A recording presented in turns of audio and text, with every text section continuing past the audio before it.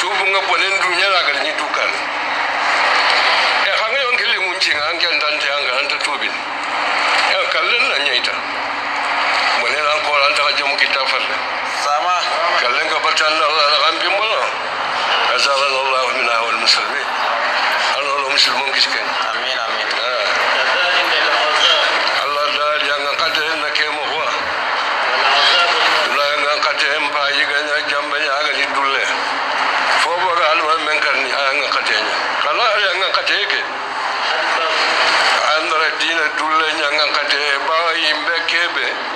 aga dula yimbe kamunu kento ran kan ba shirin ta Allah ga fa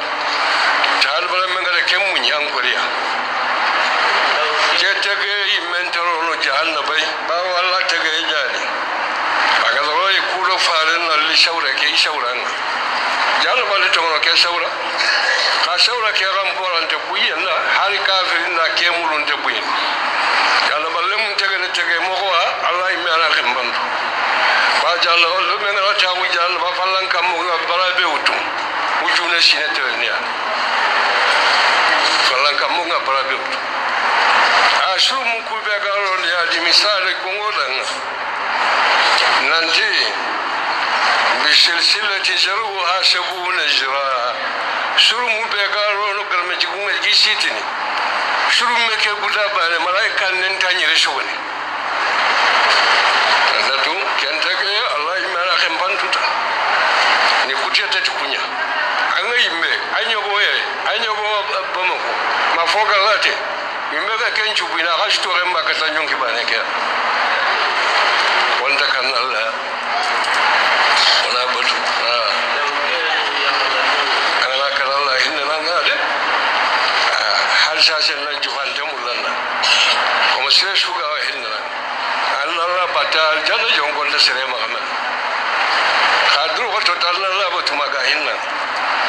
farin jabi sallallahu alaihi wasallam li ashabihi jata yawm وتعالى جاب سايبن الله لا يدخل الجنة أحد بعمله شباب رجل الجنة تيم يقول له قالوا حتى أنت قال حتى أنا إجهالا كاتالك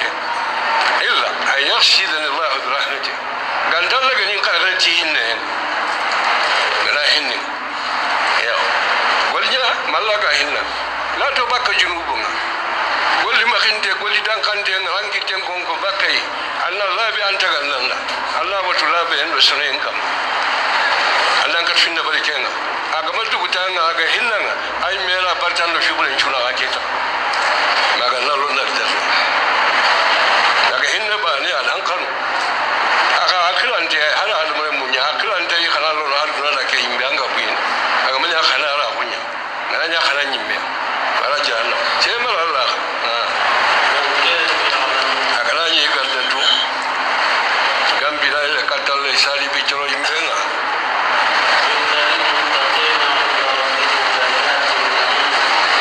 nemangal jalan kali ngalang kanal al-khiaman kota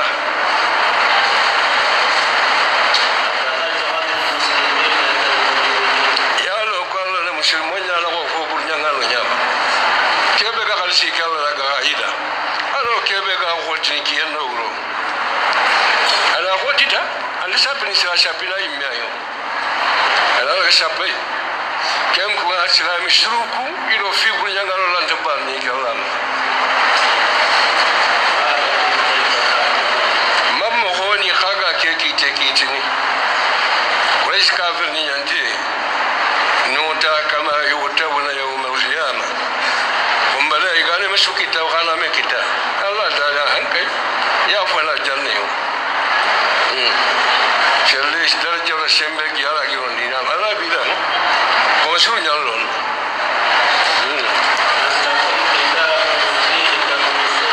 ma quraish kafir ni makango kitabe nyana kama gaba ga giri kala hagara ko ten kare nan ce ga kebe kini ko shuru ngila mi akini hagai haga kafir amul fi lakabden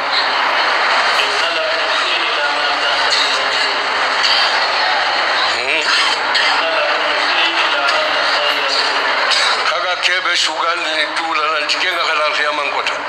hala ko tenga kan kitaba ga yake Allah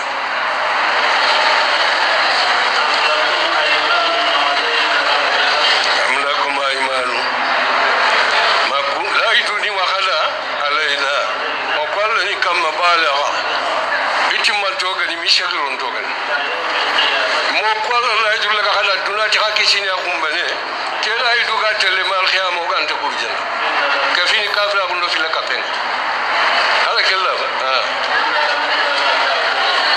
nan jaga kebe kisini kenga khala kafini kafra kundo fila kapen annabi tinni bizalika zaimu wala kenjan kanida ken garantin ni ko ya ganya ni da khiyamo ko ni kishi mbena igala kala kafra kundo fila kapen itin makapalle mwani lo ho munoni ku ini muno li ti ko imbati lo imena al khiyamo ko da yale gaza tongo ngano ko tanya al khiyamo ngai gafi ko to mbagan ni sallanga jahannaba la gi nyama ti jarni ko la li sirati bala aga gurum bele aga da falan kanci ga warti girma jigunga kella ga kunga Allah na tingirin challe iran tada kafiri nafiri fila kapana ya malaika nuni bone dunu kenya sama balala gana tinchalle iran da jimmenta wonni ni fara shugidia ishiki ata iran da jim kella ga ni lipa ina surumulle ni fitai ben ya go ba yan kanto ka kanta ku shebudi anti mu diga kamu banya ko ngaji mikatenye lo go yengi ku farin ihani ege litisali ganyi duna kembara kunga telemission do fayo kengi makano igata wono shinko mu do fayo tanya ni kumma iga shakata igi yonkili umatu kenan teliro jahannaba igala amene annabi ndo men to me aga qur'an garan na gana walidi baginda na ato himma mo gaza di jama mulli laga na kube kan tetu kallen ka bangi kanun chopini maga nutia bade kulen na di su kanun chop tanyere keserembe ga faren koni itori padri idi kanun chopi di to jurumi ga jamara turun lo jamani ne ga do nya xam ngatu gundi da ba on kyalla shembe ga matinu awote yarante munyi manni tini musonya antan da fara on kyalli me ga na muswaga musoke baga ndenga di shogala ga balantarin kana ma Kenya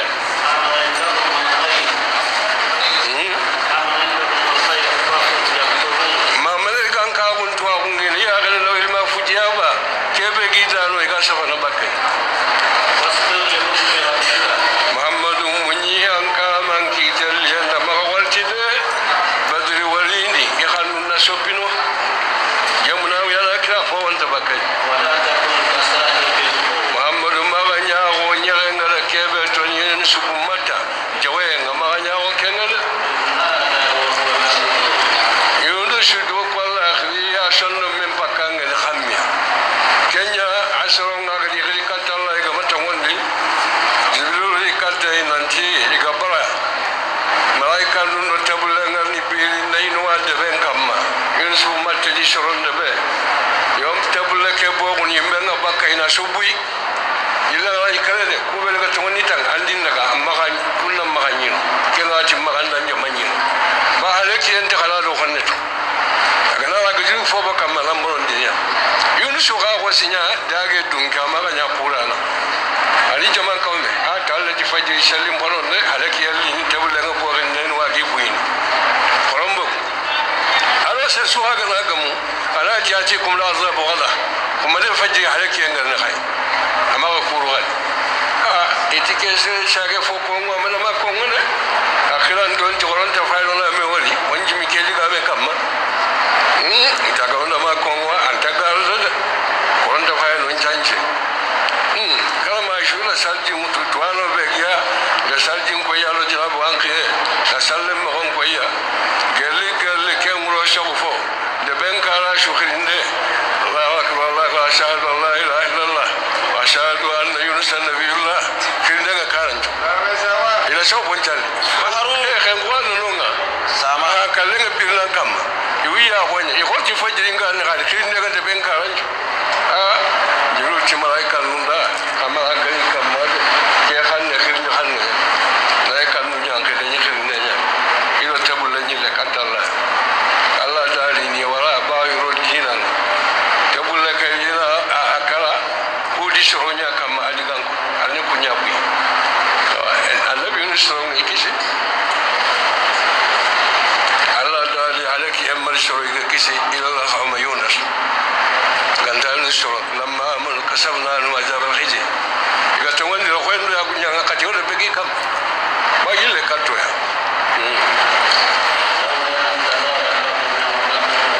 Yunus bu mate kunga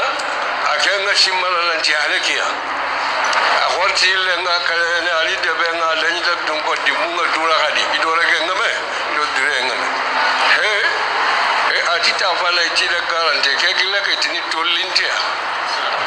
awa ken ko onkare umma ko de benga adi jaman ta fangen kem banga ha muno wayangala muno mu shaytan jinnan shaytan nya jinnan shaytan ngamu fanga ke la gane se sudi sorong mo feta sire anga fure ba na ragana mi galanya fite kate ya galan kam ke ga wala fure nchuku pala iga jobe no fure nya kash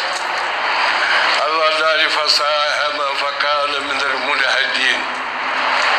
fura dun konti ya go ya di songo fatali ngede wala ko me wala go wi kamanyi go ga saraide wonje fa dolan kini kalle yesu wati ni kialwa ai to wala kuran sholungu Allah dali fasaha ma fura gumun da kuran sholungu fa kan yunshiya min al mudahidin kuran sholungu miyam iti yunsha ya tar sanya ila shitina fitta katanya fangen andi sanyi lan dia da tonia adin la tika ke ko mu ma mo fo kitan lo ko ma excellent andi senga ile ne ala ba pore ni lan de kala pa ala toni adin la tika ke ko ya lo ko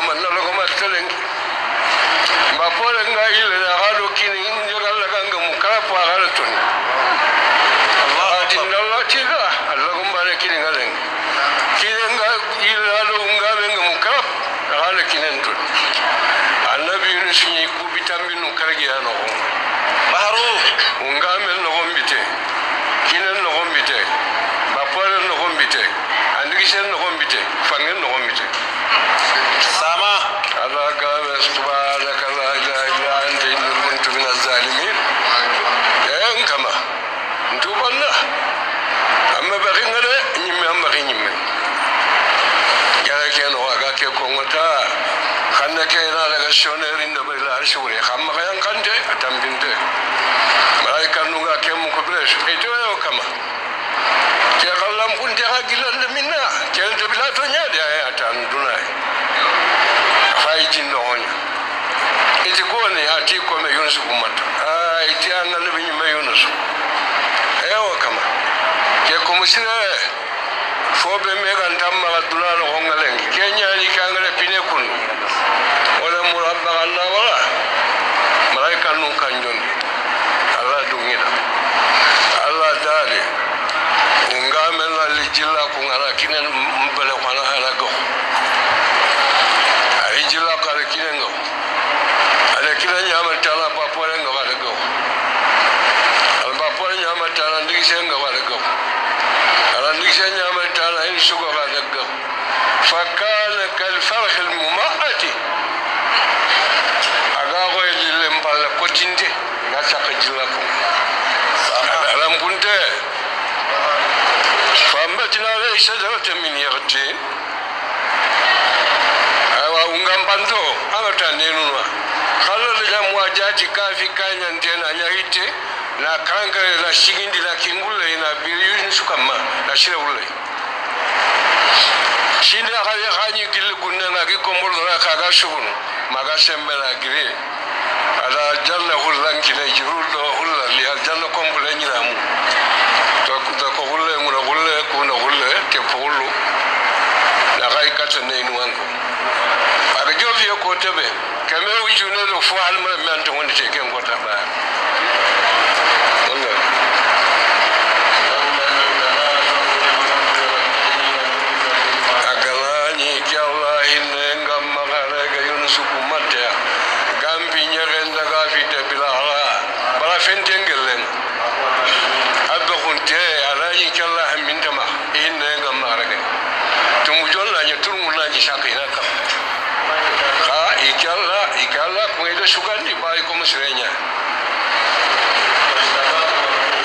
da sugandi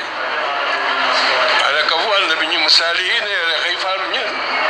akai fara ke da shaga katte ina kai ne nuwanko aga jofe kame wujina da faru mun mi anta wonni de ken ko ta ba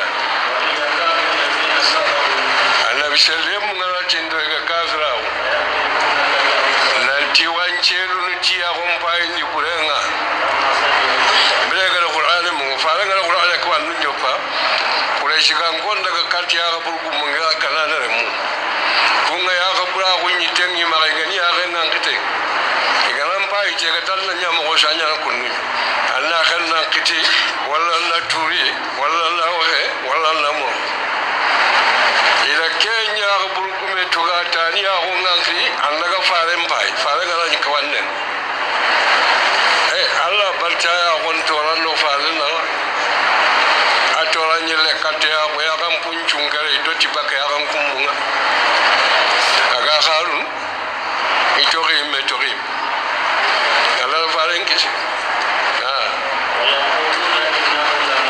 kunga tinya Muhammadu mene anti mo honya turinya ne farenga ke kongo turin dan chafe fede ke wandi chafe nya na grika wal alamin ke wandi chafe ga te ke fonchu ke wandi halma do jina no malaiko